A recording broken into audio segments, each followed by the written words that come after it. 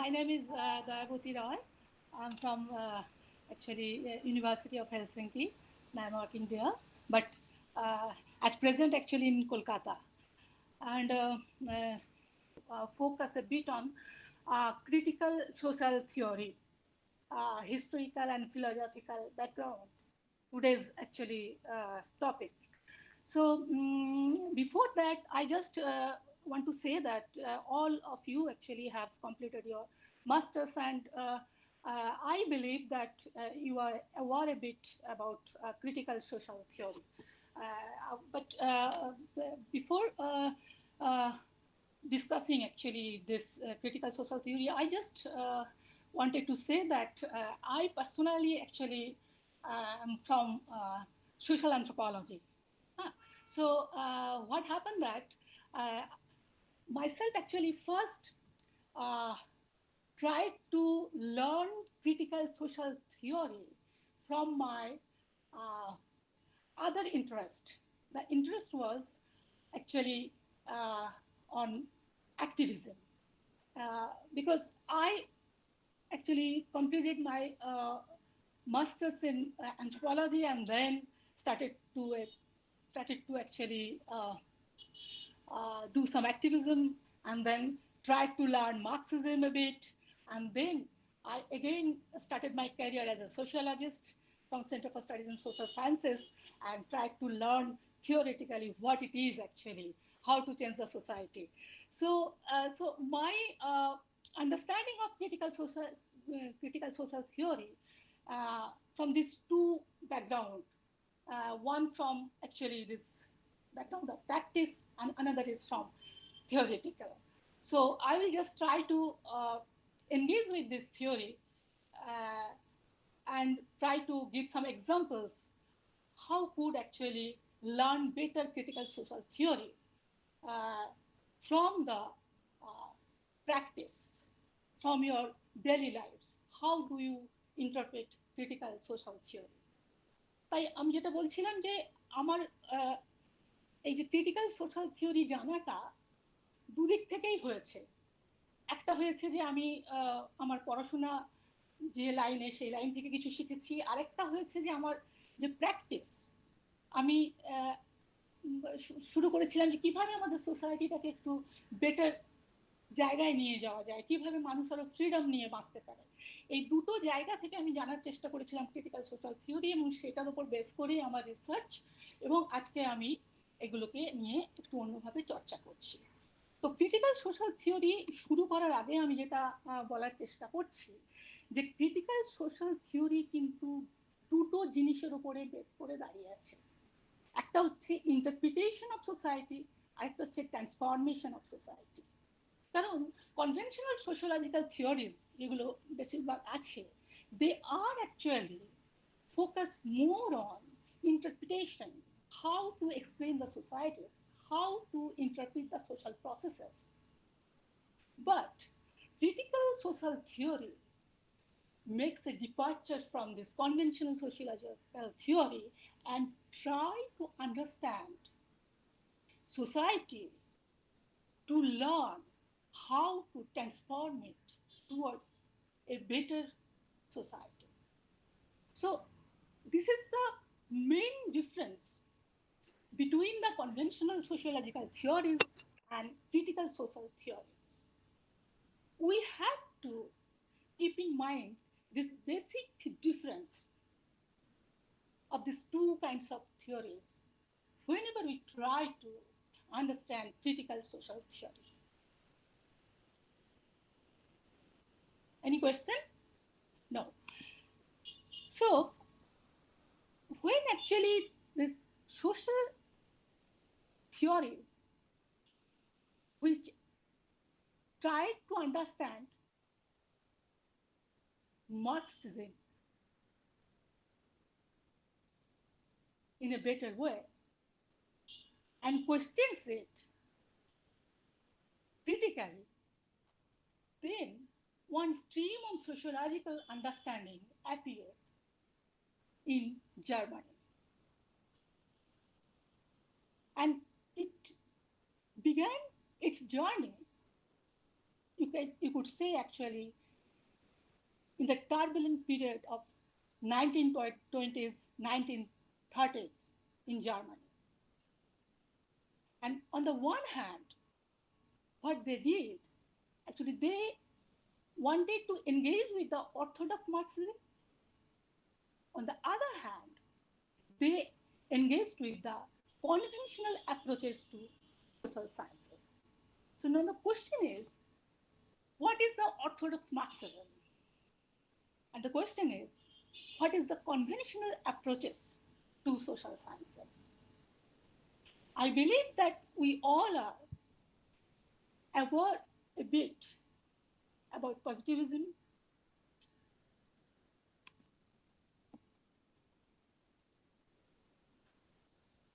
isn't it? We all know that sociological theories revolves around two main streams. One is positivism and another is counter of positivism. So if we start from Weber and try to understand the sociological understanding of societies, then we could say that it is a big departure from the conventional theories. So what these critical social theories tried to do, I would say, actually began from Weber. Why I am saying that it began from Weber? Because Weber first tried to question this ideology of positivism in sociology and tried to understand the first understanding. And he focused on two elements. One is that ideas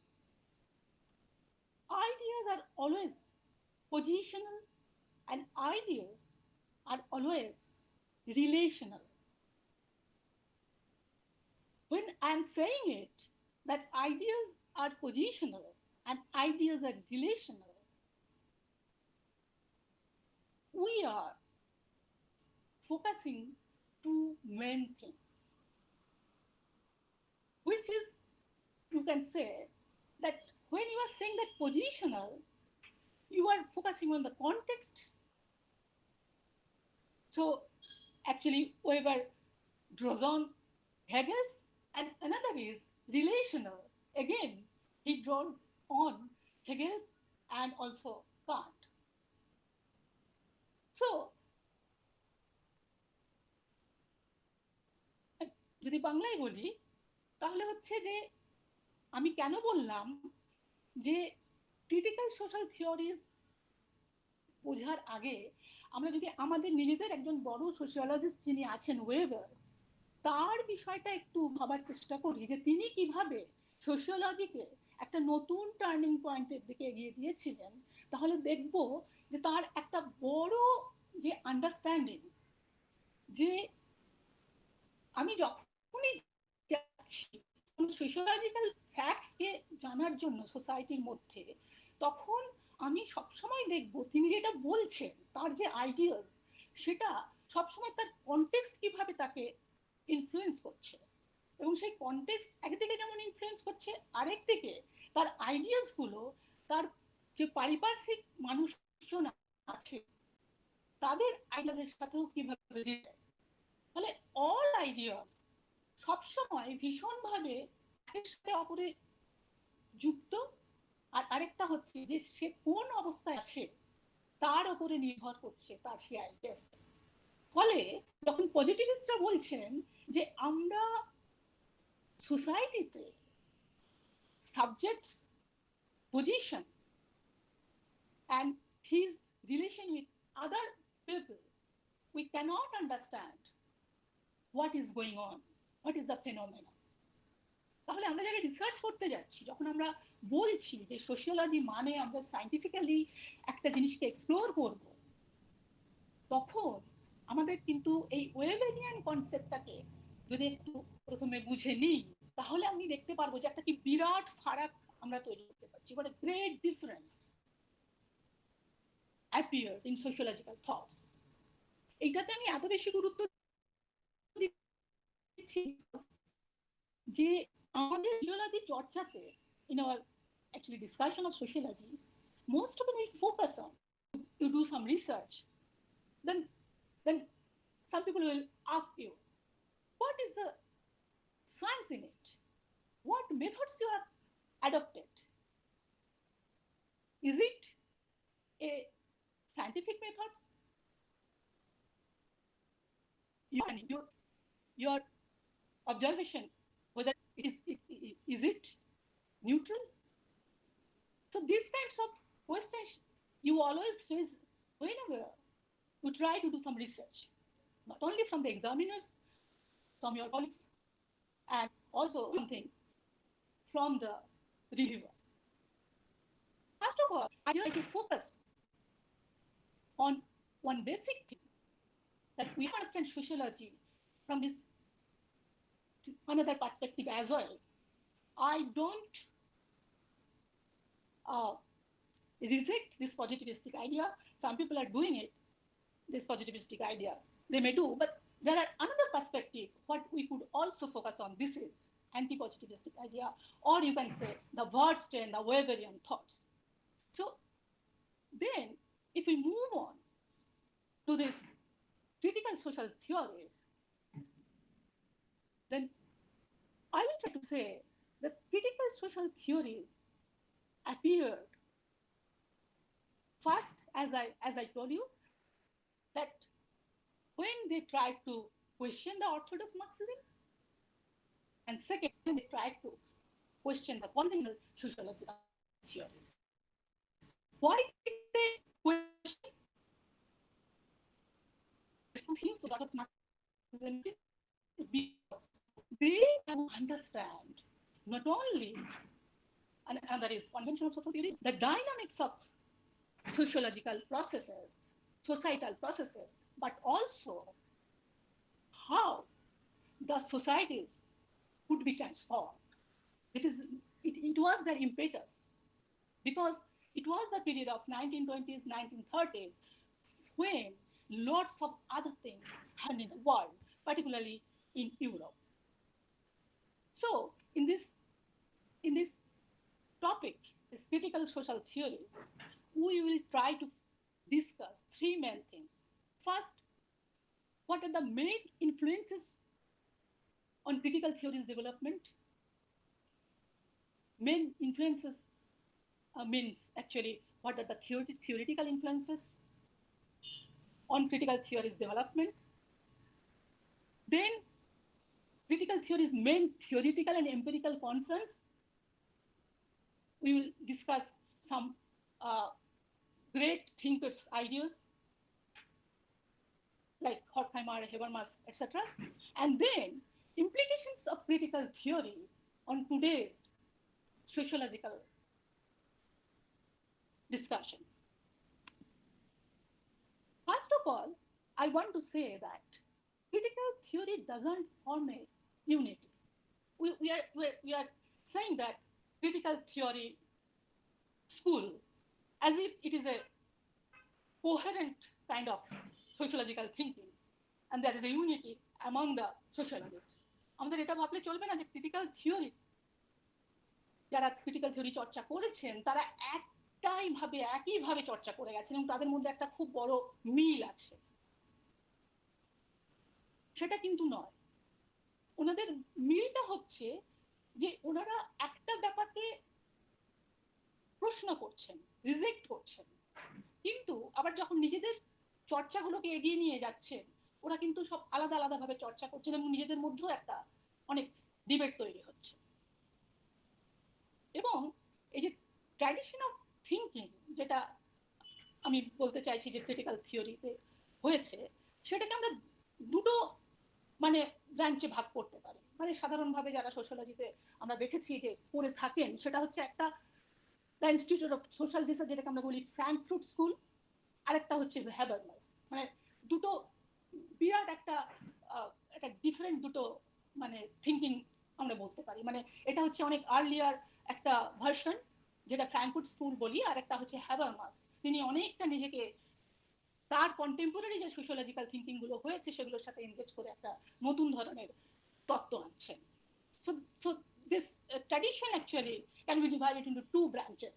One is the Institute of Social Research, that is Frankfurt School, and another is the work of Habermas. And if we try to understand these two schools, rather two theoretical understandings, then we have to engage, or we must engage four big personalities from this critical social theory group. One is Max Horkheimer, Theodore Adorno, Herbert Marcuse, and Habermas. So, in this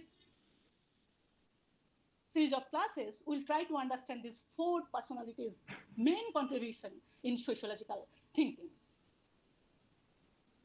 First of all, I want to say that in all of these theoretical understanding or theoretical standpoints, they all placed history at the center of their approach to society. যখনই তারা সোসাইটিকে বুঝতে চেষ্টা করছেন, তখন তাদের একটা বড় এমফাসিসের জায়গা হচ্ছে হিস্ট্রি, যেটা আমি ওয়েবার দিয়ে বোঝানোর চেষ্টা করলাম যে ওয়েবার সবসময় চেষ্টা করছেন যে তার পজিশনটা কি। একজন সাবজেক্ট, একজনকে তুমি বুঝতে গেছো, একজনকে আমরা বুঝতে যাচ্ছি, তিনি হচ্ছেন,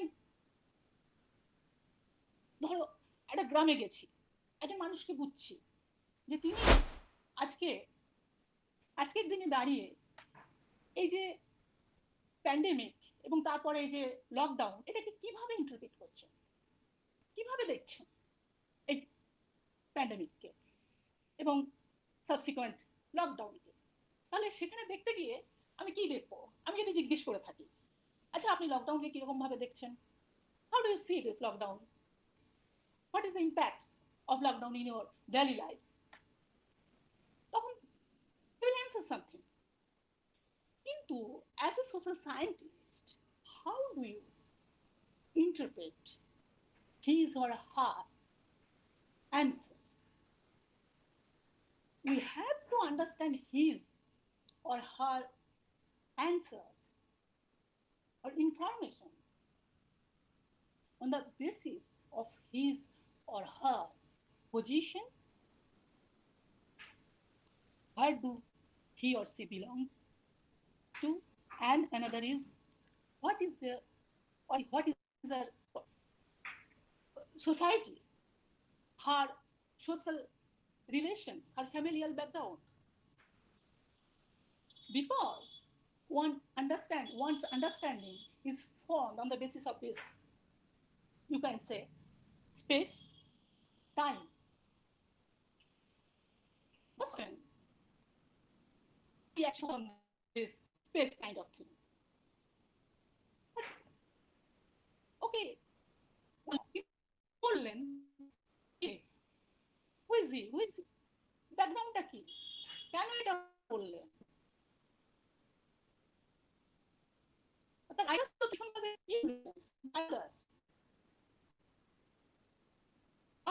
সিচুয়েশন। সুতরাং কি হচ্ছে যে ওনারা প্রথম এমফাসাইজ করছেন যে আমি যখন সোশিওলজিক্যাল আন্ডারস্ট্যান্ডিং করবো, আমাকে হিস্ট্রিটা বুঝতে হবে, কোথায় আমরা।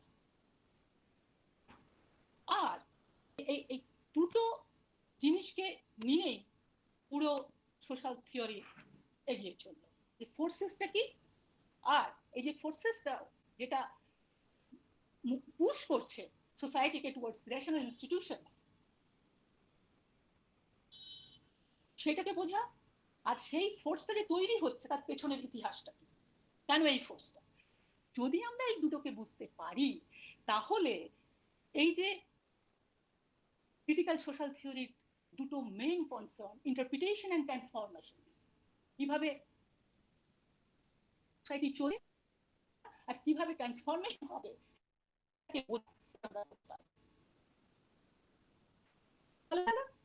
যে আমরা যদি হিস্ট্রিটাকে বুঝি আর ফোর্সেসটাকে বুঝি তাহলে আমরা এই দুটো জিনিস ইন্টারপ্রিটেশন অ্যান্ড ট্রান্সফরমেশনকে খানিকটা রূপ দিতে পারবো। So these critical social theories are always concerned with this both interpretation and transformation.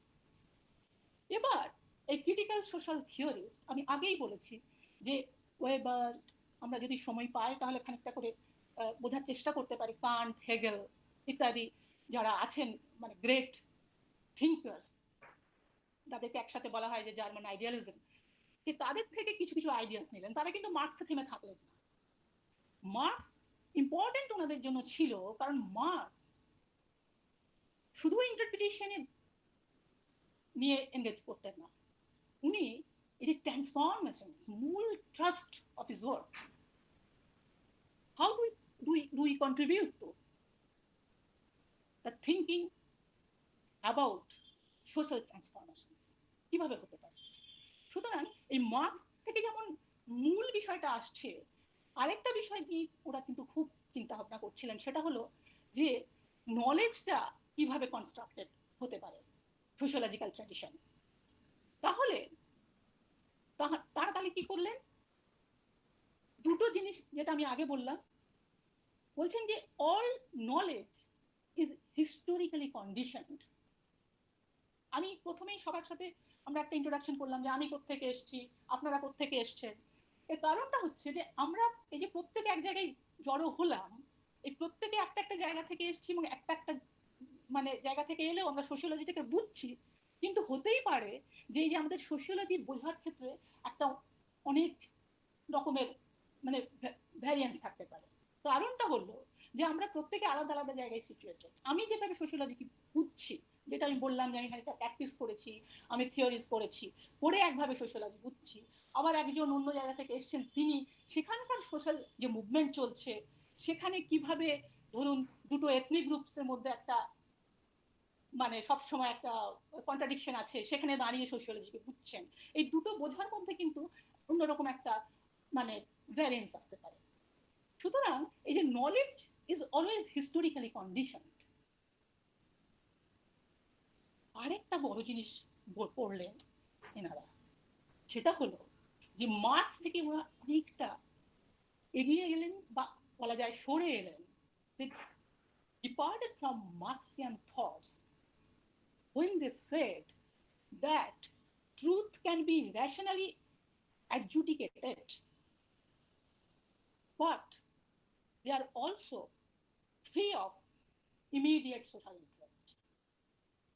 ব্যাপারটা কি হলো, ব্যাপারটা হলো এই যে যে আমরা যদি ধরে নিই যে আমি এখানে আছি একরকম ভাবে সোশ্যাল ফ্যাক্টসকে বুঝছি, আর জার্মানিতে যিনি আছেন তিনি একভাবে সোসাইটিকে বুঝছেন, এটা যেমন একটা, আবার আরেকটা যেমন হতে পারে যে একজন খুব যেটা মার্কসিয়ান থটে আছে প্রলেতারিয়েট গ্রুপ, যাকে আমরা বাংলায় বলি সর্বহারা, সেই গ্রুপ থেকে এসছেন, তিনি এইভাবে একটা সত্যিকে বুঝছেন, একটা নলেজ তার হচ্ছে। আবার অন্য জায়গায় আমরা যদি তার অপোজিট একটা ক্লাস বলি বুর্জোয়া, তারা একভাবে সোসাইটিকে বুঝছেন।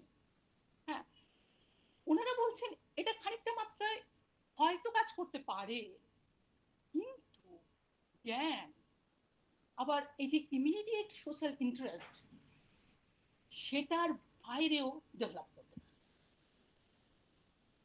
স্বাধীনভাবে জ্ঞান চর্চার মাধ্যমে। ঠিক আছে, তাহলে দেখুন কিভাবে মানে বদলে বদলে যাচ্ছে। এবং এক জায়গায় ওরা যেমন এটা বলছেন যে হিস্ট্রি সেভস দ্য নলেজ, আবার পাশাপাশি এবার এটাও বলছেন যে আবার সেটাই সব নয়, ইমিডিয়েট সোশ্যাল ইন্টারেস্ট থেকে তার বাইরে গিয়েও নলেজ কিন্তু ক্রিয়েটেড হতে পারে। মানে ব্যাপারটা হলো এই যে আমি এখানে আছি, এই যে জায়গাতে আছি সেখানে দাঁড়িয়ে আমি যে একটা অন্য জায়গায় প্রলেতারিয়েট আন্ডারস্ট্যান্ডিং, প্রলেতারিয়েট সোশ্যাল কন্ডিশনটা বুঝতে পারবো না যতটা তিনি পারবেন, যিনি ওই পজিশনে আছেন, সেটা কিন্তু ঠিক নয়। হ্যাঁ, মানে এটা এটা খানিকটা ইন্ডিপেন্ডেন্টলিও ডেভেলপ করতে পারে এই নলেজ ফরমেশনটা। Independently of what? Independently of immediate social interest.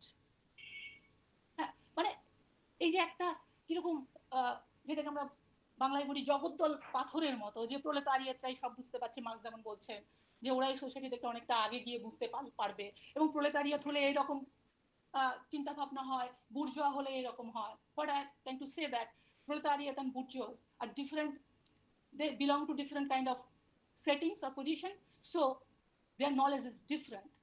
এনারা বলছেন যে no, this is not true.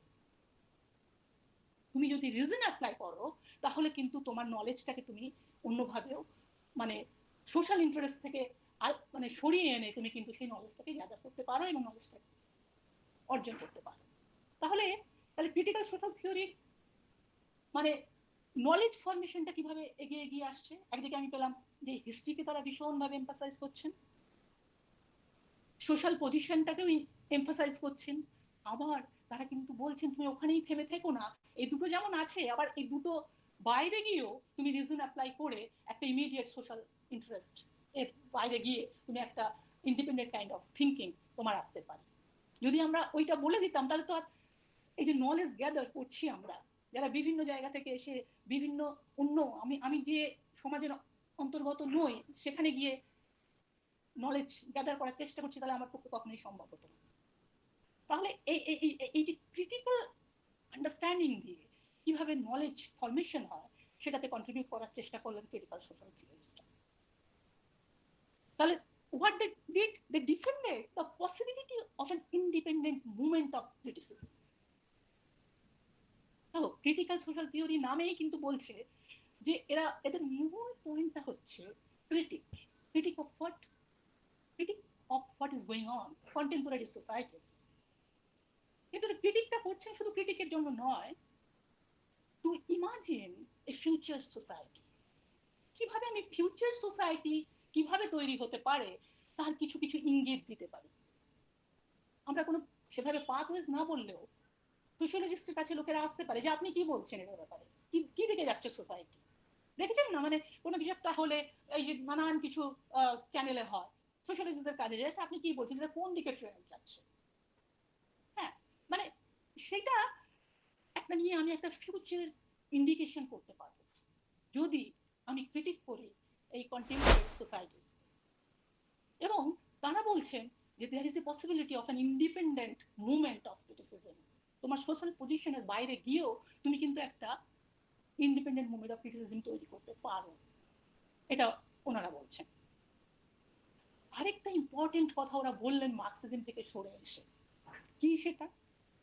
They justified critical theory on a non objectivistic and materialistic foundation. আমরা এতদিন কি জানতাম?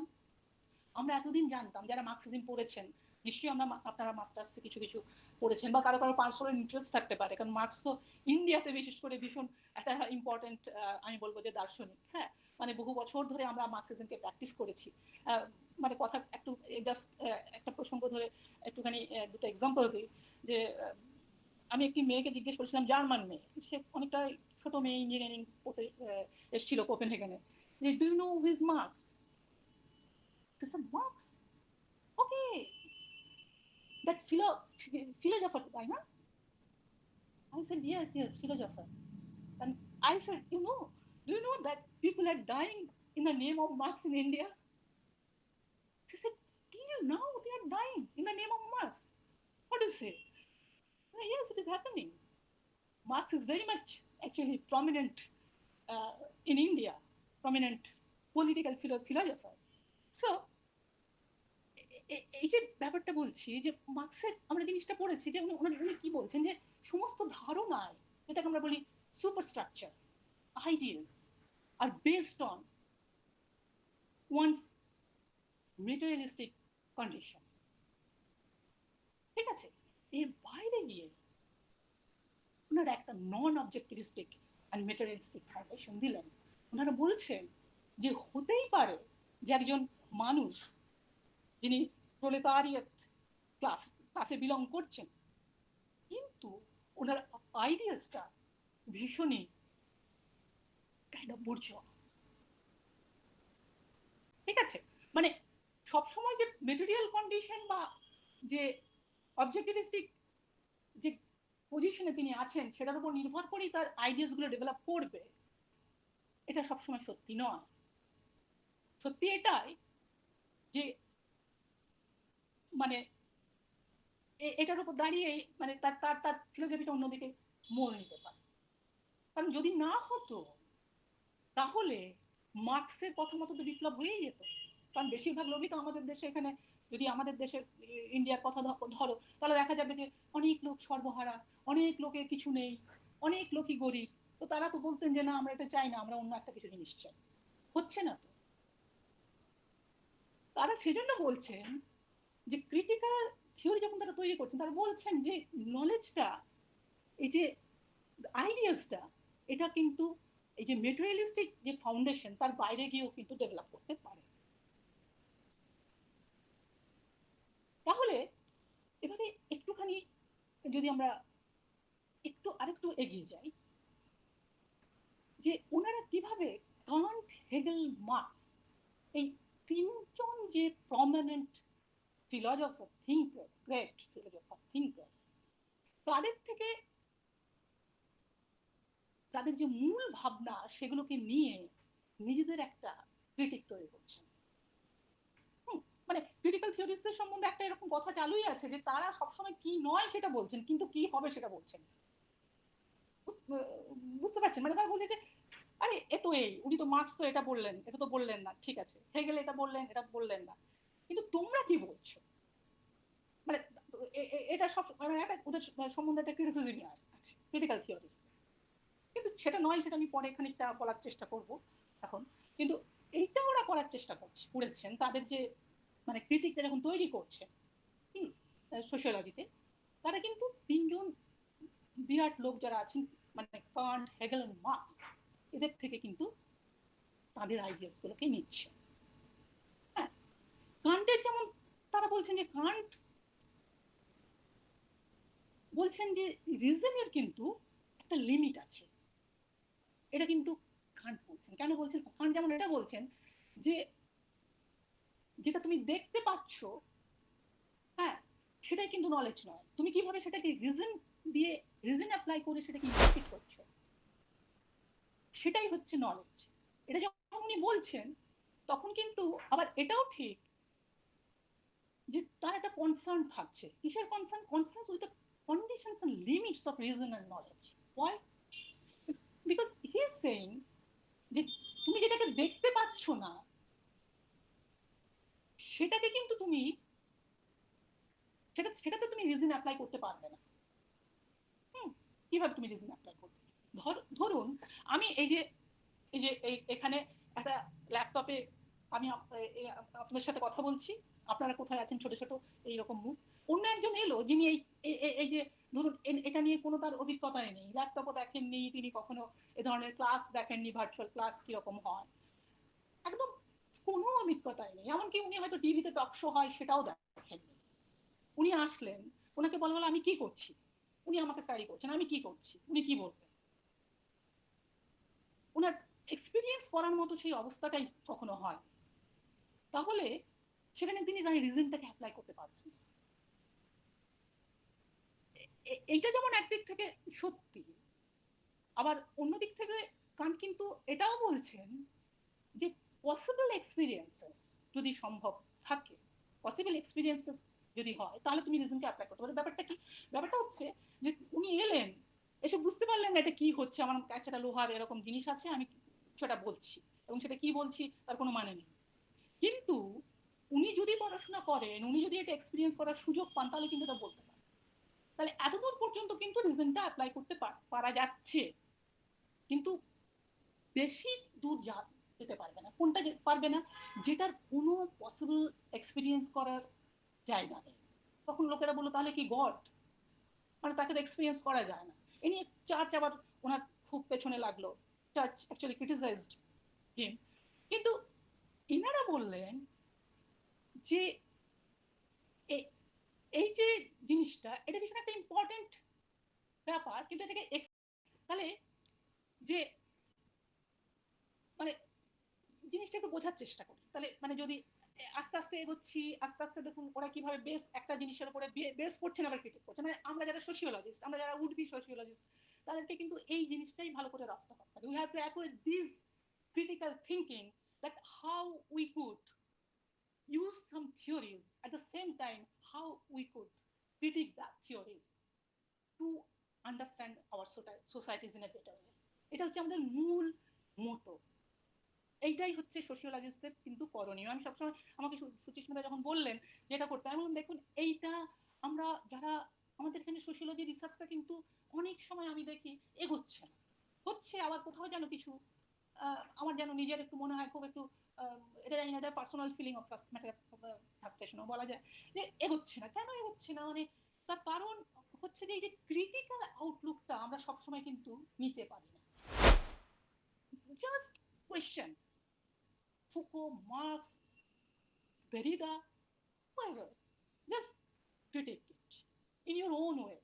In my own way, I just want to do it.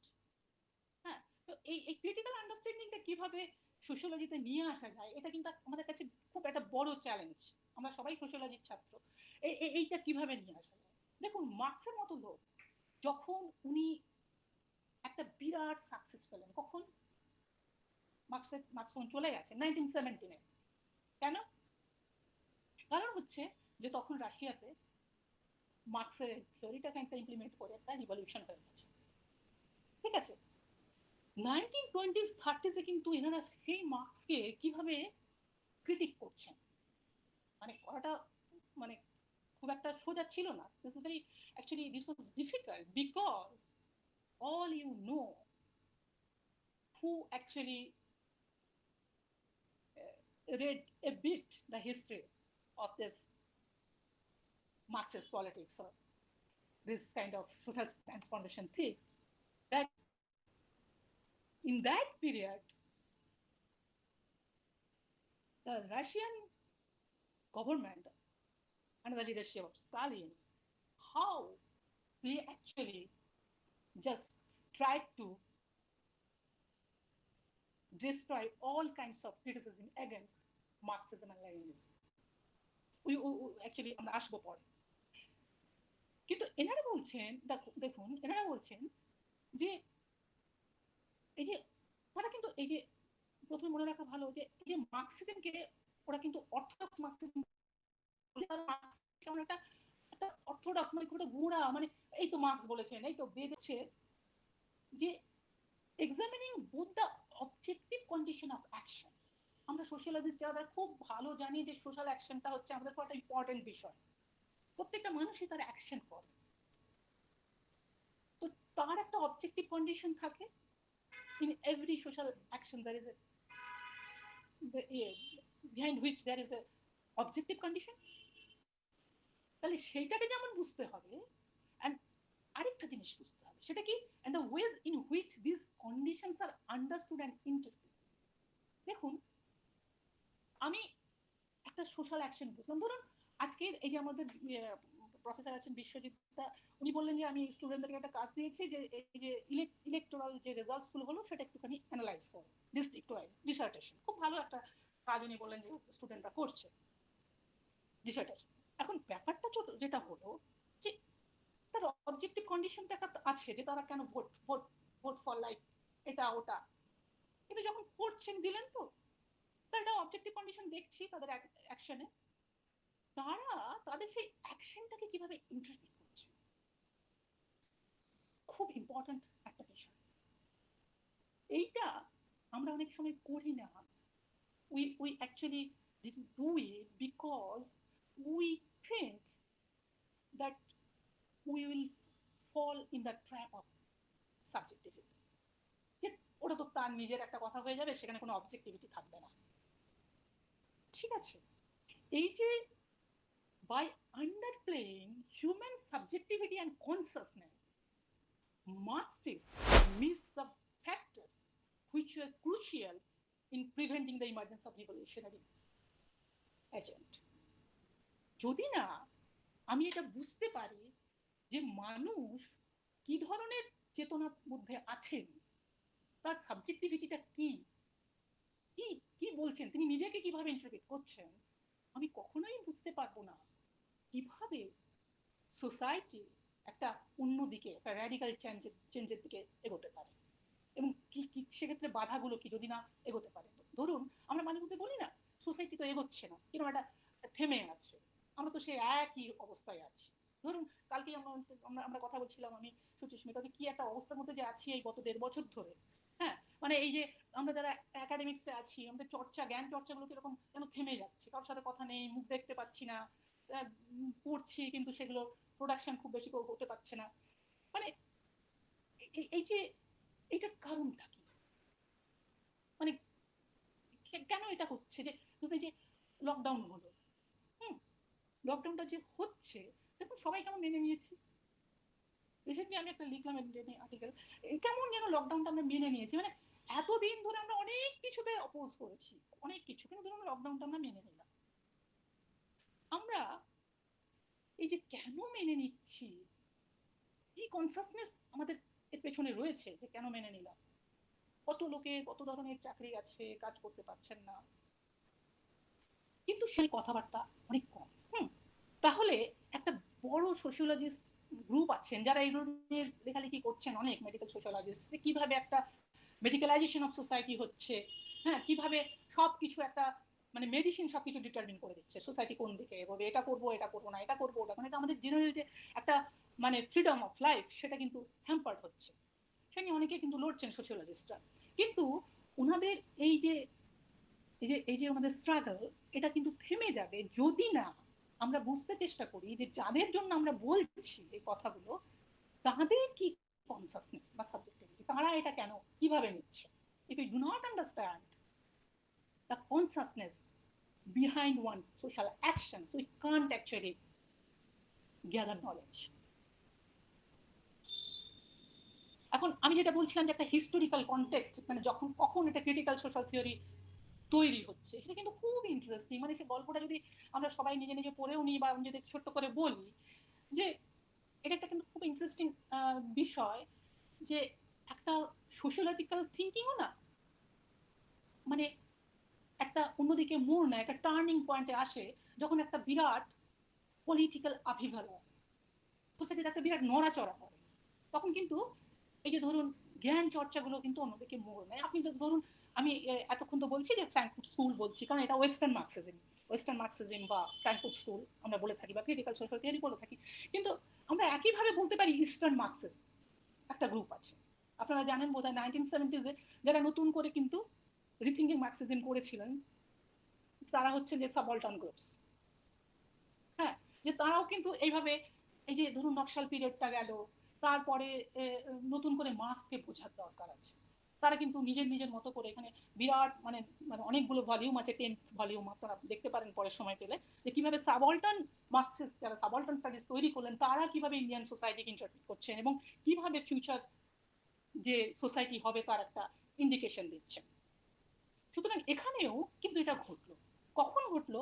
যখন দেখুন ছোট ছোট ছোট আমি যদি মার্কসকে ধরি, 1848 উনি লিখছেন কমিউনিস্ট ম্যানিফেস্টো, বা তারও আগে ছোট ছোট অনেক কিছু উনি ম্যানুস্ক্রিপ্ট তৈরি করেছেন, হ্যাঁ, সেগুলো আলোচনা হচ্ছে, হ্যাঁ, he discuss all this kind of thing among the proletariat groups or the working class. কিন্তু এগুলো কি সব, এগুলো সব কি আছে আছে সোসাইটিতে হচ্ছে, কিন্তু সেরকম কোনো ইম্প্যাক্ট ফেলতে পারেনি। হ্যাঁ, সবকিছু স্টেট কিন্তু ম্যানেজ করে নিয়েছে, কিন্তু একটা বিরাট চেঞ্জ হলো, as I told earlier, that in February 1917, the fall of Tsarist rule and then seizure of power by the Bolshevik party in Russia. তো 1917 এটা হলো, হওয়ার পরে কিন্তু সারা বিশ্ব, the world was divided into two groups, one actually pro-Russians or pro-revolution and another is against it.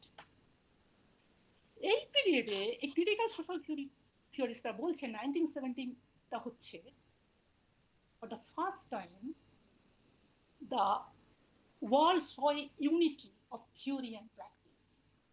ঠিক আছে, মানে আমরা কি বলছি, আমরা থিওরি জানি, এই তো মার্কসিস্ট থিওরি এটা, এই তো হ্যাবারমাসের থিওরি এটা, ওনারা এই বলেছেন। কিন্তু আমরা প্র্যাকটিসে আমাদের মানে যখন আমরা সোসাইটিতে যাচ্ছি দেখছি না ওগুলো কিছু রিফ্লেকশন আমরা দেখছি। কিন্তু we saw a unity of theory in practice. What we actually wrote, what we told, we discussed, actually now implemented in practice. So we saw a unity of theory and practice for the first time in the theories which dealt with social transformation. ঠিক আছে, তারপরে আমরা তার অনেক ইতিহাস আছে, এগুলো নিয়ে আমি মানে অনেকটা আপনারাও পড়তে পারেন, আমিও বলতে পারি যে কিভাবে তারপরে রাশিয়ান রিভলিউশনটা ওয়ার্ল্ডে একটা থ্রেট হয়ে গেল, কোল্ড ওয়ার হলো, তারপর রাশিয়ান রিভলিউশনকে কিভাবে চেক করা হলো। হ্যাঁ, তারপরে ধরুন স্টালিন আসলেন, তারপর স্টালিন আসার পরে কিভাবে সেই যে ইউনিটিটা আমরা দেখেছিলাম, the unity of theory and practice actually was gapped by Stalin, and we saw that how Stalin actually did implement dogmatically the theories, and there is a big gap between theory and practice in Stalinist regime. So all these things actually happened. কিন্তু যেটা আমাদের focus সেটা হলো এই যে 1920s-এ একটা বড় ব্যাপার ঘটে গেল।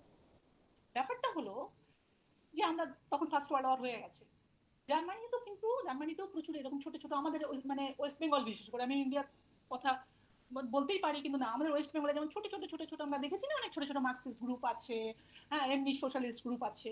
জার্মানিতেও কিন্তু একটা সবসময় একটা ট্রেন্ড ছিল ছোট ছোট গ্রুপ তৈরি হওয়ার, কিন্তু তার মধ্যেও ইন্টারেস্টিংলি অন্য একটা গ্রুপও ছিল, সেটা হচ্ছে ন্যাশনাল সোশ্যালিস্ট পার্টিস। ঠিক আছে, এমনি socialist group, communist group, also there existed national socialist parties. What is it? We all know actually this is the party of this another politician, Hitler. Okay, so this German working class was divided or split between these 3 or 4 main groups: socialist, communist, and national socialist parties. Then we know that from 1924 to 1933, হ্যাঁ, মানে অনেক কিছু হচ্ছে, আবার সাথে সাথে নাজিজম fascism কিভাবে জার্মানিকে crush করে নিচ্ছে। হ্যাঁ, কিন্তু আবার যারা লিবারেল ডেমোক্রেসি করতো, প্র্যাকটিস করতো, তারা কিন্তু এটাকে খুব বেশি করে কাউন্টার করতে পারছে না। আমি জানি না এটা অনেকটা ইন্ডিয়ার কন্টেম্পোরারি পিরিয়ডের সময় তো কিনা, কিন্তু এটা কিন্তু ঘটেছিল। ঠিক আছে, আর যা হয়ে থাকে, the communist, they are actually engaged in small groups and they fought with each other, right? And ultimately in 1933 Hitler won the election and went to the power. এটা এই পর্যন্ত ঠিকই আছে, কিন্তু ঘটনা যেটা ঘটলো সেটা হলো এই যে আমি বলেছিলাম ইনস্টিটিউট অফ সোশ্যাল রিসার্চ যেটা তৈরি হয়েছিল ফ্রাঙ্কফুর্ট স্কুলে, এবং যারা মার্কসিজম নিয়ে চর্চা করছিলেন তাদের ওখানে টেকা মুশকিল হয়ে গেল। তারা জার্মানিতে থাকতে পারলেন না, তাদের ইনস্টিটিউটটাকে বন্ধ করে দেওয়া হলো, তারা চলে গেলেন ইউএসএতে, কিন্তু ইউএসএ থেকেও কাজ করতে শুরু করলেন, ইত্যাদি নানান কিছু ঘটনা ঘটলো। এবং ওদের যেমন যেমন ওদের এই ডেভেলপমেন্টটা হয়েছে, দিস গভর্নমেন্ট চেঞ্জ হয়েছে, হ্যাঁ, নানান কিছু ঘটছে, আবার ওনাদের যে ইনস্টিটিউট অফ সোশ্যাল রিসার্চ সেটাও জার্মানি থেকে শিফট করে ইউএসএতে গেল, ওখানে আবার লোকজন জড়ো করে ওরা করতে শুরু করলেন। কিন্তু এভাবে এগোতে শুরু করলো, কিন্তু ওরা কোয়েশ্চেন করাটা ছাড়েননি মার্কসিজমকে, এবং একটা ক্রিটিক্যাল থিওরি কনসলিডেট করার চেষ্টা করেছে। এবং তাদের মূল যে কয়েকটা কোয়েশ্চেন ছিল সেটা আমি বলি, how could the relationship between theory and practice be concept? Theory এবং প্র্যাকটিসের মধ্যে রিলেশনশিপটাকে আমরা কিভাবে কনসেপ্টুয়ালাইজ করব? This was the first point. Second, would theory preserve hope for the future? ধরুন যে সোশিওলজিক্যাল থিওরি কি বলতে পারে কিছু যে ফিউচারটা এরকম হবে? আমরা তো মানে conventional sociological theory always deals with how the societies actually are forming like this, how their societal processes are actually coming to the fore, and their differences from actually other societal processes, এগুলো নিয়ে খুব পড়ে। কিন্তু ফিউচারে কি হবে সেইটা নিয়ে কি কোনো হোপ দিতে পারে? এটা ক্রিটিক্যাল সোশ্যাল থিওরিস্টদের একটা বড় এজেন্ডা ছিল। আরেকটা খুব ভালো জিনিস ছিল সেটা হলো যে তারা যেভাবে শুরু করেছিলেন না ক্রিটিক্যাল সোশ্যাল থিওরিস্টটা, সেইটাকে একটা বড় মানে জাম্প করানোর জন্য, একটা খুব ভালো করে সেটাকে কনসলিডেট করার জন্য তাদের একটা বড় কাজ শুরু হলো। এবং ইন্টারেস্টিংলি সেই কাজগুলো কিন্তু করতে শুরু করলেন, আমরা শুনলে মানে একটু অবাক হতেও পারি। সেটা হলো তারা কিন্তু যারা সোশিওলজিস্ট ছিলেন ইনস্টিটিউশনে তাদের থেকে এলো না, সেটা করলেন দুজন বড় মানুষ, একজন হচ্ছেন জর্জ লুকাচ আর হচ্ছে কার্ল পস্ট। তারা দুজনেই দুটো পলিটিক্যাল পার্টির মেম্বারও ছিলেন আর জ্ঞান চর্চাও করতেন। তারা কিন্তু এই যে রিথিঙ্কিং মার্কসিজম যে গ্রুপটা, সেখানে একটা বড় কন্ট্রিবিউশন করলেন, যার উপর বেস করে কিন্তু ক্রিটিক্যাল সোশ্যাল থিওরি অনেকটা ডেভেলপ করে গেছে। ঠিক আছে, এগুলো যারা আমরা একটুখানি ইন্টারেস্টেড আছি তারা যদি এগুলো একটু পড়েও নিতে পারি, মানে এটা তো অনেক বড় বড় বিষয়, তারা কি কি জায়গায় ক্রিটিক করছেন, রিথিঙ্কিং মার্কসিজম যখন করলেন কোন কোন পয়েন্টসের উপরে, মার্কসের কোন কোন পয়েন্টসের উপরে তারা এমফাসাইজ করলেন, এই বিষয়গুলো একটা বড় ইয়ে ছিল। তো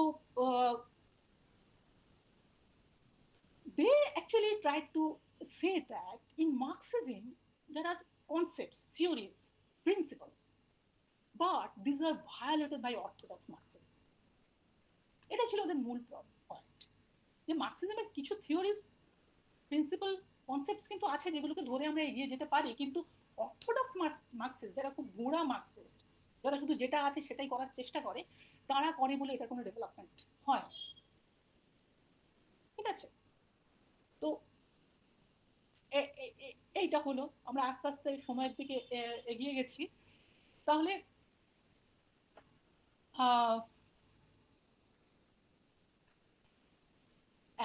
যেটা মেইন পয়েন্ট আমি যদি বলি, মানে ধরুন আজকের ক্লাস থেকে আমরা যদি একটুখানি রিক্যাপ করার চেষ্টা করি, সেটা হলো যে একটা বড় ব্যাপার হচ্ছে আবার, সেটা হলো আমরা যখন as a sociologist objective reality study করতে যাচ্ছি, তখন কিন্তু আমাদের এটাও মনে রাখতে হবে we are part of the societal process. Why I'm saying it? Because the researcher of social science always try to interpret his or her objects, what they're saying. How do they interpret? They try to understand it. But the researchers themselves have some ideas.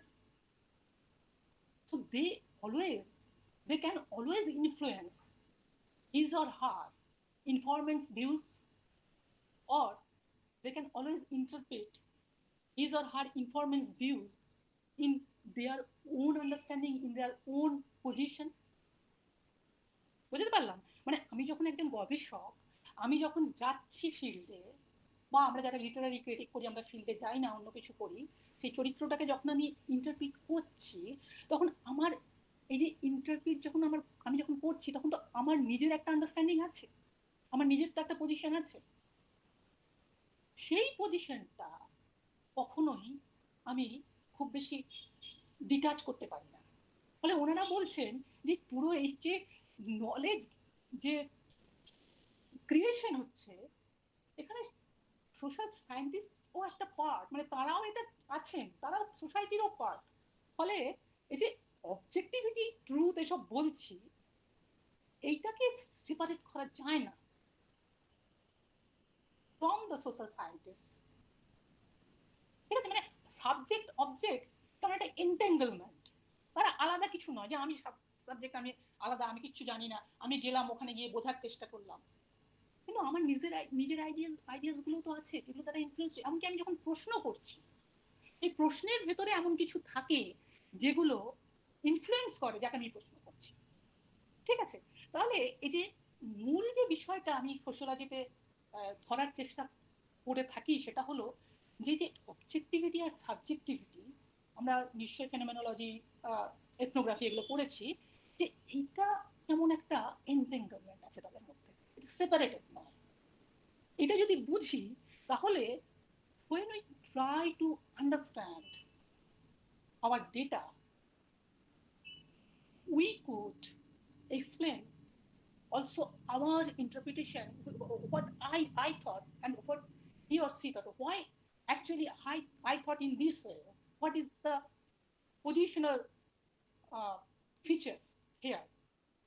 তো এগুলোকে খুব critical একটা understanding থেকে ডেটাটাকে analysis করবো, কারণ আমরা সবাই এখানে যারা আছি তারা রিসার্চ করতে চলেছি, সেই জন্যই আমি এত কথা বলছি আসলে।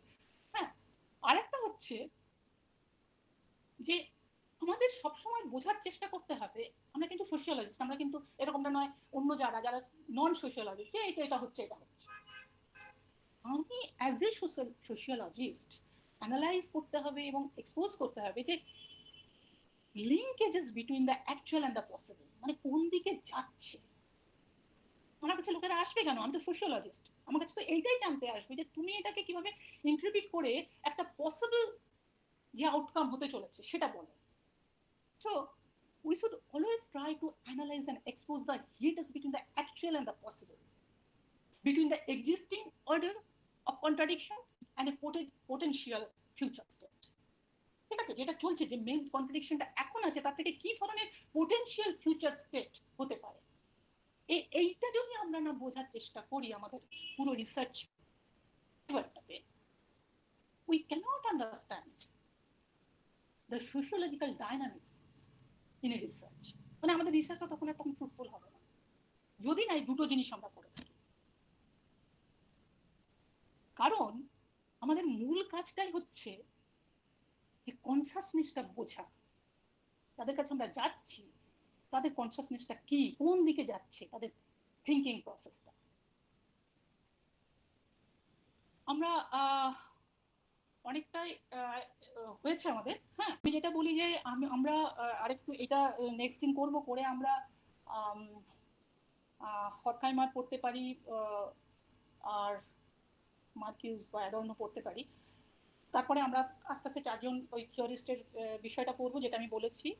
আর on the third day we'll try to discuss about the implication of critical theories in our sociological research. এইভাবে যদি আমরা ভাবি, then I just try to discuss Horkheimer and Adorno in the next class. How do you interpret caste? Do the caste and class overlap? So this is a big question, and I have actually dealt with these issues in my research.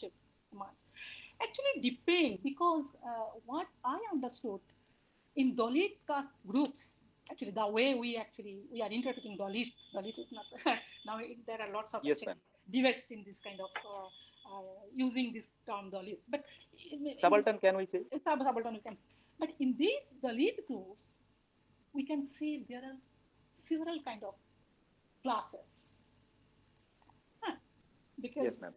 because one caste is also divided on the basis of, you can say, the economic income, economic the properties actually, and other things. And there is a creamy layer in all caste groups, particularly the Dalits. So Dalits are neither totally enslaved, Dalit is neither totally emancipated. So they are fragmented, if I want to say. And there is a very interesting thing which is appearing day by day, that this Dalit caste is very much entangled with groups, but Dalit are at the same time using the political parties strategically for their own benefits. It is one thing. And for specific answer to your question, I can say that the Dalit caste groups are fragmented in different classes, in different other kind of groups. They are neither totally subordinated, they are neither totally emancipated. So this is my answer. And I will talk to you actually later if we actually find time. It is a very interesting question. Thank you very much. That this so-called socialist state captured the properties in the name of proletariat. So this is the great, I think that devastation in society formation. And whenever the state captured all kinds of properties in the name of proletariat, in this process, a group of state capitalists emerged. Yes. Who posed like a lord. So again, we actually got some kind of capitalist, but they are named as state capitalists. Yes, they behave like the capitalists. Capitalist. But like bourgeois. Like bourgeois, they are acted. So this is the actually main question, that whenever communists came to the rule, they have to concentrate on how to make socialism real in the practice, because socialism is there. Yes, ma'am. If you go to China, yes, and they are also socialism. Try to understand this thing, that in 1960s, the great leader Mao Zedong understood that what was going here in China was completely erroneous. We thought that we will establish socialism, but what we are doing is actually nothing. It is just the same thing what capitalists did. So he called for cultural revolution. It was a great, I think, that call, but it was also not fruitful for so many reasons. But it is not what I told, that it is actually dependent on so many things. It is not only depends on the inter-classes relationship, but also by the international politics. Because in one country, it is next impossible to strengthen the socialism. So this is another question actually. The socialism Yes, ma'am. একটা জায়গায় তুমি ভাবছো বিভিন্ন হবে না, বড় কারণ হচ্ছে অন্য ক্লাস আছে, সেই ক্লাস তোমাকে সব সময় ইনফ্লুয়েন্স করবে। ক্লাস তো না, যে প্রলেতারিয়েতের মধ্যেও আপনি যেটা স্টেট ক্যাপিটালিজম বললেন, প্রলেতারিয়েতের মধ্যেও কিভাবে bourgeois to capture all the things. Yes, ma'am. Because ideas are important. So এইসব সব জিনিসগুলো আছে, এবং এগুলোর মধ্যে অনেক কিছু মানে অ্যানালাইজ করা আছে, মানে গভীরে ঢুকলে অনেক কিছু আছে আসলে। মানে সেগুলোকে করা যায় না, তো সেই জন্য ব্রিফ করে কিছু কিছু জিনিস আমরা ক্লু নেব, ক্লু নিয়ে আমরা কিছু তৈরি হব। কিন্তু যেটা আমরা চেষ্টা করব যে আমরা নিজেরাও যদি একটু পড়ি, তাহলে কি হয়, then it will be better to understand all the things actually within a very short period. তাহলে আমরা নেক্সট দিন আমরা যদি ওয়াকহামার আর অ্যাডর্নকে একটু পড়ে আসি, তাহলে আমরা ডিসকাশন করতে সুবিধা হবে আমাদের। This is another question. Okay, so I can say very briefly about your questions that because the casteism, because of the domination of the upper caste, they are still quote unquote backward economically. And why they are backward, that means they are not performing their role to change their position. It is because, if you can say, one, they are fragmented. Every Dalit groups are fragmented in different classes, in different other groups, Buddhist Dalits, Hindu Dalits, Christian Dalits. Also, there is a creamy layer in Dalit groups who try to use the governmental benefits by using quote-unquote reservation policies. So there are lots of other dynamics which actually মানে critical social থিওরির মূল contribution এটাই যে আমাদের বুঝতে হবে শুধু social অ্যাকশনটা নয়, আমাদের বুঝতে হবে সেই সোশ্যাল অ্যাকশনটা তারা যখন করছেন তাদের মূল আইডিওলজি কি, কনসাসনেসটা কি, যার জন্য এই সোশ্যাল অ্যাকশনটা করছে, তারা কিভাবে ইন্টারপ্রিট করছেন তাদের সোশ্যাল অ্যাকশন। তাহলে এটা যদি আমরা করতে চাই, তাহলে আমাদের শুধু তাদের ইকোনমিক পজিশন যেটা আছে, যার জন্য আমরা বলি যে দলিত, গরিব, সেইগুলো না বুঝে, শুধু না বুঝে, যদি আমরা অন্যান্য, যেটা আপনি বললেন ইন্টারসেকশনাল, যে আদার, শুধু ইকোনমি নয়, অন্য সমস্ত যে সমস্ত ক্যারেক্টারিস্টিক্স গুলো আছে, যে সমস্ত অ্যাসপেক্ট গুলো আছে, যে পজিশনাল অ্যান্ড যেটাকে আমি বলেছিলাম যে রিলেশনাল, অন্যের সাথে তাদের যে সম্পর্ক, এই দুটো অ্যাসপেক্টকে যদি বুঝি, তাহলে আমরা বুঝতে পারবো। এবং আমাদের এই যে প্রশ্নগুলো যে আমরা কেন দেখছি যে Dalit, last of all, many thanks to all of you, because I enjoyed the classes and your questions particularly. I actually encourage you to please ask and discuss with each other and with me. I enjoy it. Thank you very much.